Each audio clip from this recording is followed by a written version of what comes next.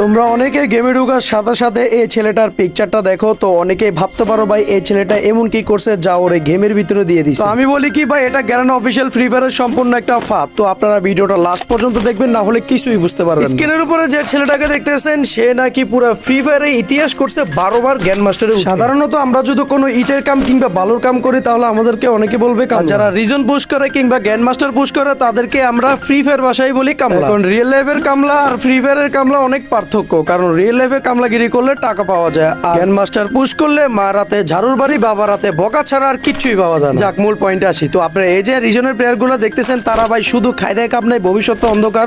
Game খেলতে খেলতে সময় নষ্ট করতে করতে একসময় বুঝবো তাদের জীবনটাই অন্ধকার। আর যারা বিবেস প্লেয়ার আছে কিংবা অন্য রেডি পুশ করে দেয় টাকা দিলে, ঠিক আছে ভাই, টাকা দিলে সবাই পরিশ্রম করতে রাজি হয়। বিবেস প্লেয়াররা গ্র্যান্ড মাস্টার পুশ দেয় কোনো ব্যাপার না, তারা কন্টেন্টের মাধ্যমে টাকা উপার্জন করে। তো আপনি কি করেন?